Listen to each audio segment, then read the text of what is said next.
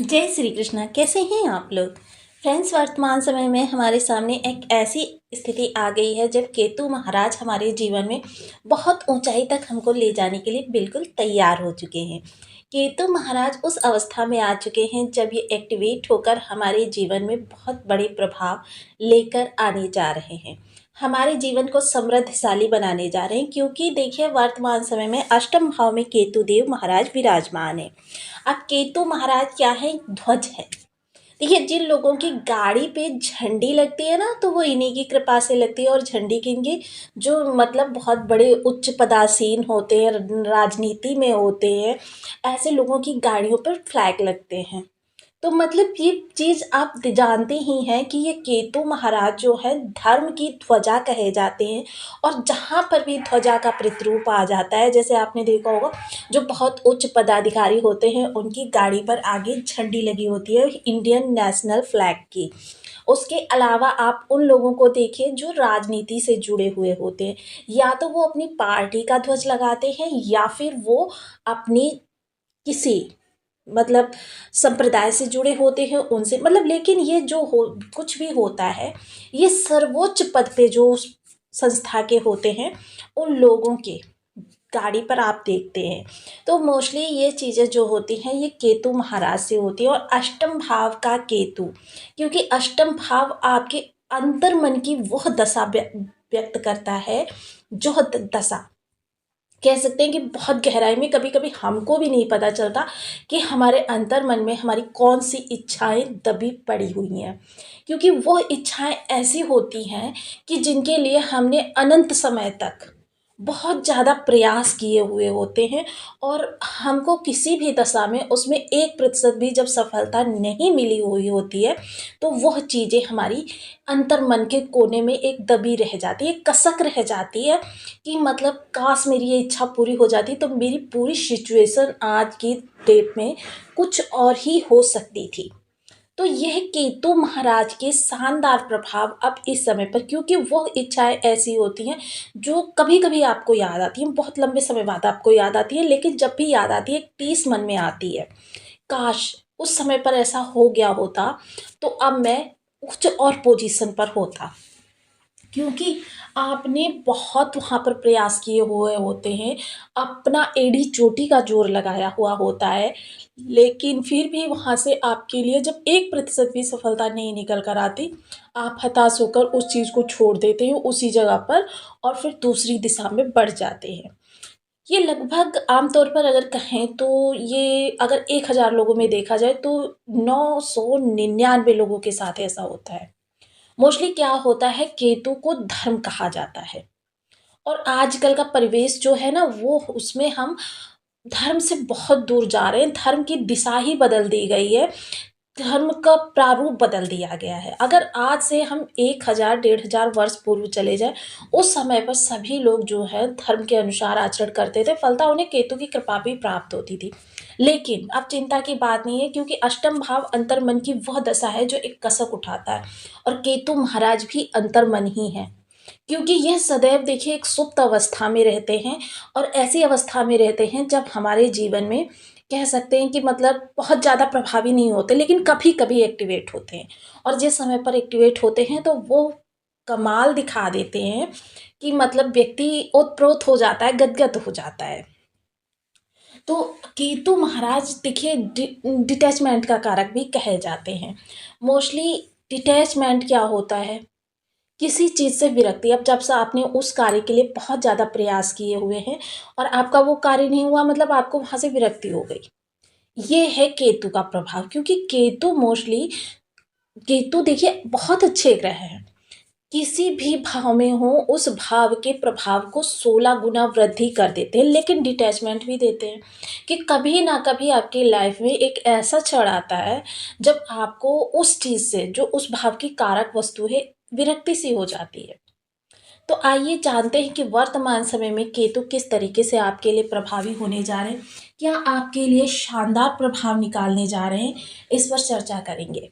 क्योंकि केतु महाराज की स्थिति, अगर राहु की स्थिति को हम जानते हैं तो केतु महाराज की स्थिति को जानना अति अनिवार्य हो जाता है, क्योंकि सप्तमस्त दृष्टि सदैव एक दूसरे के ऊपर रहती है। और इसको अगर नहीं समझा यानी हमने राहु को आधा समझा है। और इस राहु को पूरा समझने के लिए केतु महाराज की चर्चा जानना बहुत ज़रूरी हो जाता है।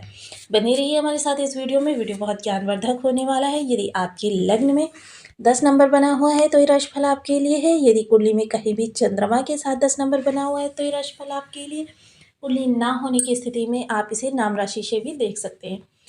यदि अभी तक आपने अपने इस चैनल को सब्सक्राइब नहीं किया है तो प्लीज़ सब्सक्राइब कर लीजिए, वीडियो को लाइक कर दीजिए, चैनल को शेयर कर दीजिए। इससे होगा क्या कि हमारे आने वाले हर वीडियो की नोटिफिकेशन मिल सकेगी आपको सबसे पहले। एक प्यारा सा कमेंट करना बिल्कुल ना भूलें, कमेंट से हमें बहुत मोटिवेशन मिलता है, हौसला मिलता है और ये पता चलता है कि आप और क्या जानना चाहते हैं। केतु अष्टम भाव में बैठकर इस समय ये उत्तरा फाल्गुनी नक्षत्र से गोचर कर रहे हैं। उत्तरा फाल्गुनी नक्षत्र के ये इस समय पर द्वितीय चरण, क्योंकि चतुर्थ से प्रवेश किया था, जैसे कि हम सभी लोग जानते हैं राहु के जस्ट सामने रहते हैं और जस्ट सामने रहकर ये समान अवस्था में, जिस समय पर राहु अपना भाव परिवर्तन कर रहे होंगे उस समय केतु भी अपना कर रहे होंगे। जिस समय राहु डिग्री बल को बढ़ा रहे होंगे उस समय केतु भी बढ़ा रहे होंगे, या घटा रहे हैं तो घटा रहे हैं, मतलब दोनों की स्थिति एक साथ ही परिवर्तित होती रहती है। इससे क्या निकलता है कि मतलब अच्छाई और बुराई एक साथ चलती हैं, हर्ष और विषाद एक साथ चलते हैं। मोस्टली लोग क्या होते हैं, हर्ष में अपार प्रसन्नता को महसूस करते हैं और दुख में अपार कष्ट को महसूस करते हैं, जैसा कि होना नहीं चाहिए। वैसे तो नॉर्मली हमें हर स्थिति के लिए प्रिपेयर रहना चाहिए, क्योंकि अगर देखें तो आजकल के परिवेश के अनुसार हमारी मन की अंतर्दशा जो होती है काफ़ी वीक होती है और यही कारण होता है हमारे सामने कष्टों के आने का, क्योंकि हम वो तत्परता नहीं दिखा पाते, वो अपनी एकाग्रता नहीं दिखा पाते जो कि उस वर्क की आखिरी चोट के लिए हमको आवश्यक होती है। क्योंकि अगर हम वर्क को पहाड़ समझें तो उस पर हथौड़े से हमको प्रहार करना होगा और उस पहाड़ को तोड़ने के लिए जो आपकी अंतिम चोट होती है उस चोट से पहले ही हम हार मान जाते हैं। लेकिन केतु महाराज यहाँ पर क्योंकि अष्टम भाव में है और अष्टम भाव में क्योंकि अश्वर भानु नामक राक्षस होने के कारण, ये राक्षस के दो पार्ट हैं और राक्षस होने के कारण इनको ये पाताल लोक बहुत अच्छा लगता है, बहुत प्रिय है, क्योंकि ये यहीं के वासी होते हैं। हालांकि यहाँ पर न तो कारक होते हैं न दिग्बली होते हैं, लेकिन इनके लिए समुचित जो चीज़ें चाहिए होती हैं वो इस स्थान पर प्राप्त हो जाती हैं।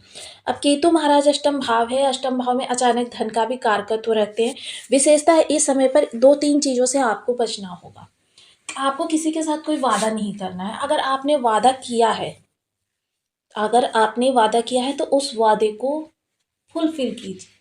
आप व्यापार कर रहे हैं, आप जॉब कर रहे हैं, तो ऐसी स्थिति में आपको वादा करने से बचना है और अगर किया है तो उसको निभाना है। रिलेशंस में है, रिलेशंस में कभी कभी हम लोग सामने वाले को प्रसन्न करने के लिए बोल देते हैं। ये वादा इस समय पर राहु के लिए बहुत ही कष्टकारक है, राहु को और ज़्यादा विपरीत स्थिति में पहुंचा सकता है। इसके अलावा अगर कहें तो विदेशों से जुड़े हुए कार्य, हाँ, और देखिए एक चीज़ आपको बिल्कुल भी नहीं करनी है, जैसे विदेश से आई हुई मदिरा घर में नहीं रखनी है, ना आपको इसका सेवन करना है। मदिरा का तो किसी भी प्रकार सेवन नहीं करना, लेकिन अगर आप चाहते हैं, आपके रिलेटिव्स हैं, तो विदेशी चीज़ों का सेवन कि इंडिया में लाकर या अपने घर पे लाकर उन चीज़ों का सेवन किया जाए। अगर आप वहाँ पर रहते हैं तब तो वह कोई बात नहीं है, आपके लिए अलाउ है, लेकिन मदिरा तो बिल्कुल भी आपको सेवन नहीं करना है। ये केतु के लिए एकदम विपरीत परिस्थिति में ले जाने का कार्य कर देगी, जिसकी वजह से आपके आने वाली फाइनेंशियल क्राइसिस जो होंगे वो बहुत बड़े होंगे, क्योंकि राहु से भी बड़े प्रभाव केतु महाराज देते हैं। केतु महाराज यहाँ पर आपकी हर चीज़ की इस समय पर समुचित व्यवस्था करने वाले हैं। मोस्टली जिन चीज़ों को आप चाहते हैं, जैसे कि आप ज्वेलरी वगैरह खरीदना चाहते हैं, इन्वेस्टमेंट करना चाहते हैं, प्रॉपर्टी खरीदना चाहते हैं, इन चीज़ों के लिए केतु महाराज बहुत अच्छा करते हुए दिखाई देंगे, क्योंकि केतु महाराज अचानक धन के भाव में बैठे हैं। अचानक आपकी जिस भी कार्य की आप बहुत ज़्यादा डिज़ायर रखते हैं उसका अनएक्सपेक्टेड रूप से आपके पास धन की समुचित व्यवस्था करेंगे केतु महाराज। बस आपको ये 2-3 चीज़ों से बचना होगा। सप्तम दृष्टि जो अचानक धन के भाव पर जाएगी, साथ ही साथ राहु पर भी पड़ेगी, तो देखिए ये प्रभाव तो इनके जो रहेंगे सात्विक रहेंगे, लेकिन वाणी जो रहेगी वो राहु के होने के कारण थोड़ा सा कभी कभी आपकी अनियंत्रित हो सकती है, जिसको आपको थोड़ा से प्रयास से देखिए। हालांकि केतु महाराज स्वयं शांत रहते हैं, मौन रहते हैं, उसी तरीके से आपको भी जितना संभव हो सके आप में मौन रहें, क्योंकि मौन हर उस समस्या से बचने का समाधान है, जो समस्या हम नियंत्रित नहीं कर सकते। इसके अतिरिक्त आपके धन संचयन की, जैसे मैंने बताया, प्रॉपर्टी वगैरह बनने के योग बन रहे हैं और ये बहुत ज़्यादा आपके इस समय पर प्रॉपर्टी के योग बनाएँगे। हालाँकि क्योंकि मंगल देव महाराज इस समय पर आपके लग्नगत बैठे हैं और गुरुदेव महाराज षष्ठ भाव में बैठे हैं। क्योंकि केतु हैं, इन्हीं दोनों के अनुसार कार्य करते हैं और मंगल की चतुर्थ दृष्टि जो आपके प्रॉपर्टी के भाव पर जा रही है, जो कि इस समय समस्त निर्देश जो दे रही है, वो यही दे रही है कि इस समय आपके प्रॉपर्टी के योग बन सकते हैं। बस आपको ग्रहों के हिसाब से लॉजिकली कार्य करना होगा। हर ग्रह की एक विशेषता होती है और हर उस विशेषता को समझकर हमें आगे कार्यों को बढ़ाना होगा।